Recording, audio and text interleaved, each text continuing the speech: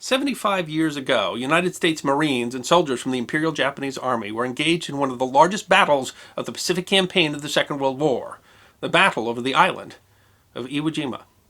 Some 110,000 Marines, soldiers, Navy corpsmen, and Seabees were engaged with about 21,000 Japanese who were well entrenched and intent on fighting to the death.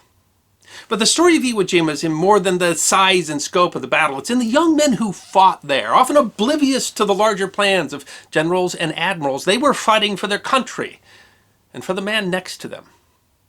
The story of one young Marine from North Carolina, Jack Lucas, who came to Iwo Jima itching for a fight and yet didn't even make it through a full day of that epic battle, well illustrates the sometimes surprising human side of war.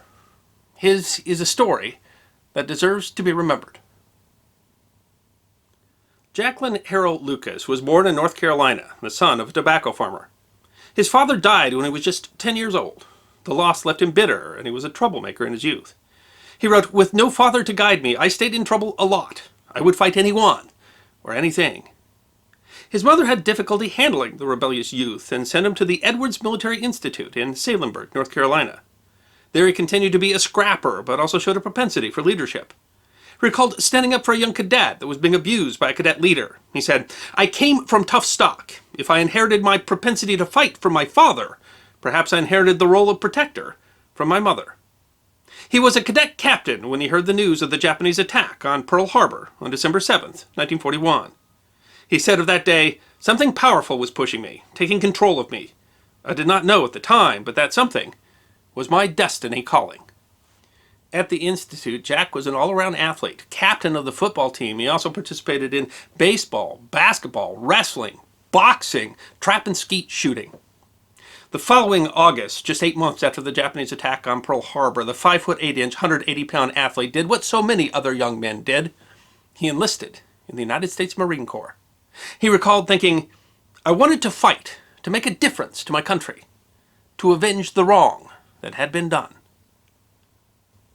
His decision was not uncommon. In the first hours after the announcement of the attack on Pearl Harbor, 600 young men volunteered for service at recruiting offices in Birmingham, Alabama. The Washington Post reported that the line of young men seeking to enlist at recruiting offices in Boston had a wait of several hours. By December 10th, the New York Times was reporting that all U.S. recruiting records had been shattered for all services. In 1941, the U.S. Marine Corps had roughly 54,000 personnel. By the end of 1942, the ranks had swelled to 142,000. Some 600,000 men would serve the Corps during the war. While Jack Lucas was not at all unique in his desire to enlist in order to avenge the attack on Pearl Harbor, Jack had a problem. He had been born in February of 1928. In August of 1942, Jack Lucas was just 14 years old. He recalled, "My father never would have supported my decision to fight at such a young age. And he was the only one who could have stopped me." The patriotic drive was so strong that many young men sought to enlist despite being too young for service. Most were turned away, but a few lied about their age and were accepted into service. Being athletic and large for his age, when Jack forged his mother's signature and said he was 17, he was taken at his word and became a rifleman in the United States Marine Corps. The war was in full swing by then. The day after he enlisted, August 7th, 1942, U.S. Marines began landing on beaches in the first significant battle of the Pacific Campaign, Guadalcanal. Despite his age, Jack's experience at military school set him ahead of the pack at Parris Island. He successfully completed boot camp and served in several U.S. locations where he excelled at Marine training, but also often got into trouble, the result of both his cantankerous nature and his immaturity.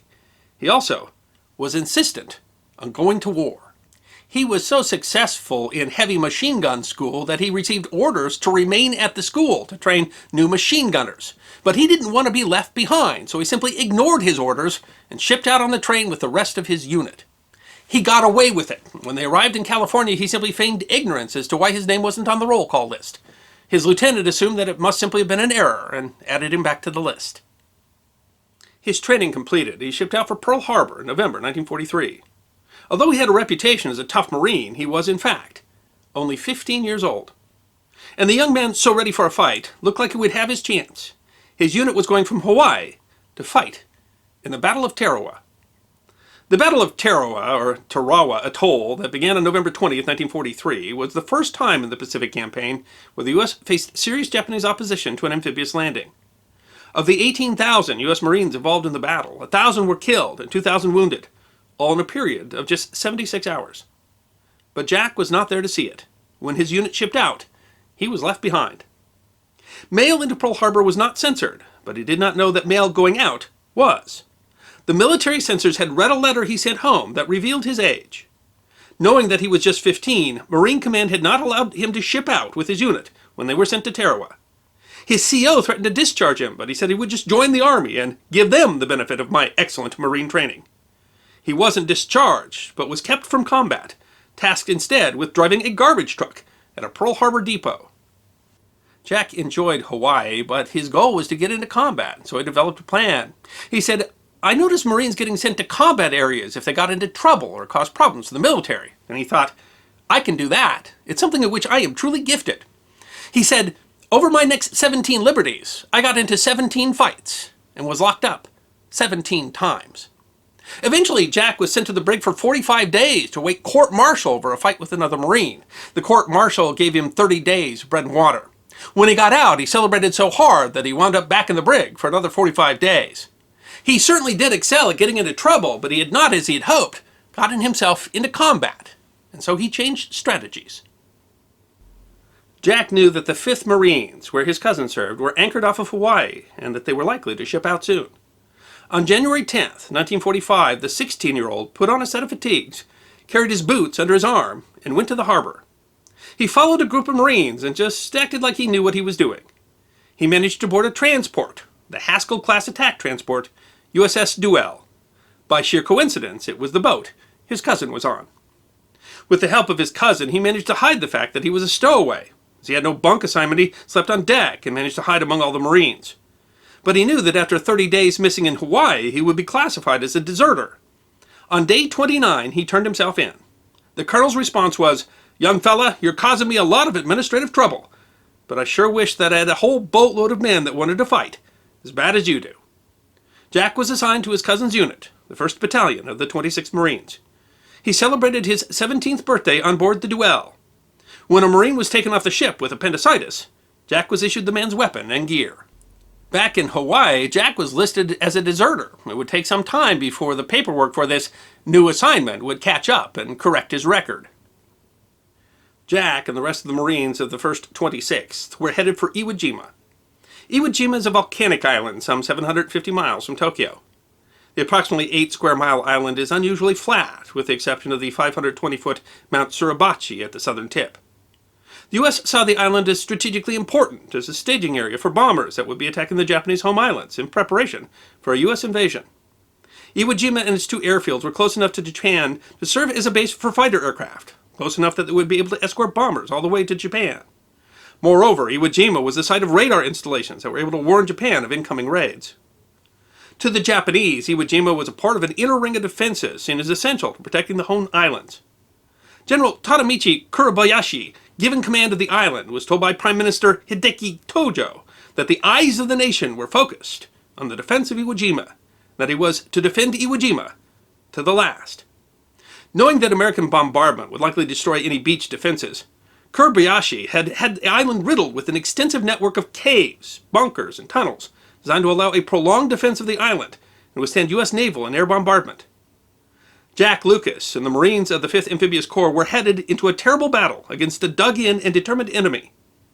The massive, more than 70-day air and naval bombardment intended to prepare the island for the Marine landings actually had little effect on the dug-in defenders. The day before the battle, Lucas considered the mess line on board the Duell. "I looked up and down the rows of young men wolfing down their chow. For some, this would be their last morning. For the remainder, every morning hereafter would be forever changed." Still, he wrote, "I was not afraid. I came here to kill, not to be killed."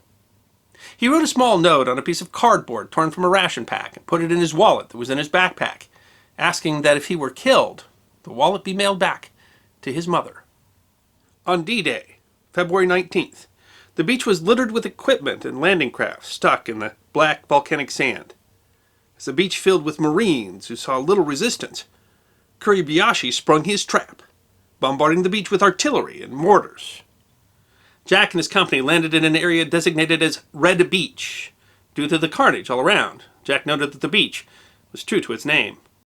Under fire from machine guns and artillery, Jack and his fellow Marines struggled through the black sand of an island that did not appear to be of this world.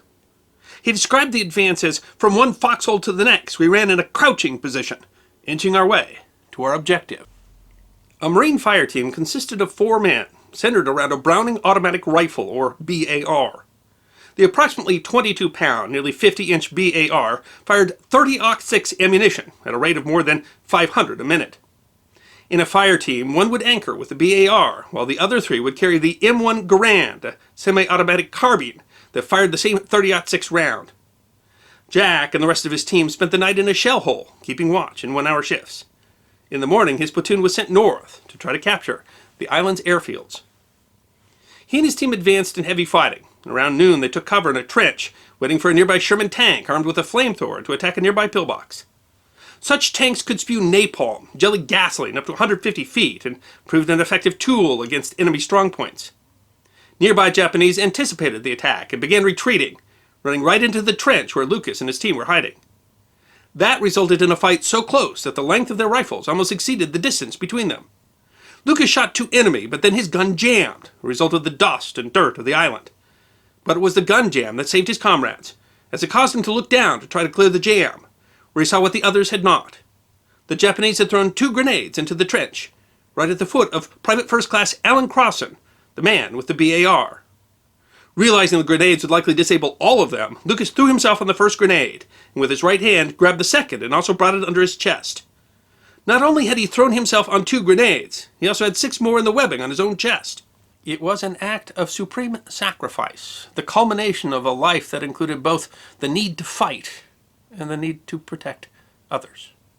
His act was described fully in a citation, October 5th, 1945, when he was awarded the Medal of Honor for his courage. The citation read, "Private First Class Lucas unhesitatingly hurled himself over his comrades upon one grenade and pulled the other one under him, absorbing the whole blasting force of the explosions in his own body in order to shield his companions from the concussions and murderous flying fragments. By his inspiring action and valiant spirit of self-sacrifice, he not only protected his comrades from certain injury or possible death, but also enabled them to rout the Japanese patrol and continue the advance." At 17 years and 6 days, Jack Harold Lucas was the youngest serviceman of the Second World War to be awarded the Medal of Honor. The young man, so intent on reaching combat, had been on the island less than a full day between the time his Higgins boat hit the beach and when he made the sacrifice that saved the lives of the other 3 men of his team. But by far the most surprising part of Jack Lucas's Medal of Honor is that it was not awarded posthumously. Of the 8 grenades, 2 thrown by the Japanese and 6 on his own chest, only 1 exploded.